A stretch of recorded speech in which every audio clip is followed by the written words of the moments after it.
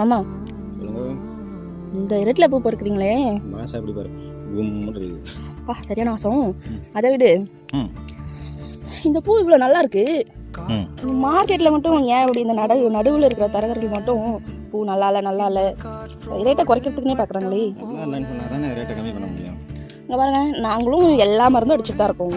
கேட்டால் நல்லா இல்லை. இதில் எப்படி எது நல்லா இல்லைன்னு சொல்கிறாங்க. இதில் 3 பூ வெடிக்காமல் இருக்கா, 3 பூ வெடிச்சிருக்கா ஒரு மாதிரி.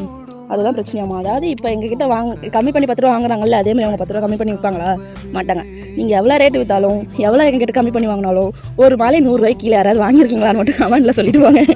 அதாவது எந்த டைமில் எந்த டைம்லையாக இருந்தாலும் சரி, எப்போவா இருந்தாலும் சரி, பூ ரேட்டே போகலன்னு சொல்லுவாங்க. எங்ககிட்ட 10 ரூபா 20 ரூபா கிலோ வாங்குவாங்க. ஆனால் உங்ககிட்ட மாலை மட்டும் யாராவது 100 ரூபாய்க்கு கீழே மாலை வாங்கியிருக்கிறீங்கன்னா மறக்காமல் கமெண்ட்டில் சொல்லிட்டு போயிருங்க.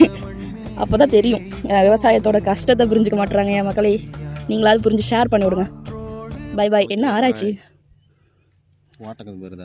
அடுத்த ஸ்டெப் பிரச்சனை ஸ்டார்ட் ஆகிட்டே இருக்கும். நாங்கள் மறந்துடிச்சிட்டே இருப்போம். ஆனால் ரேட்டு தான் விற்காது, ஒன்றும் பண்ண முடியாது. பாய் பாய்.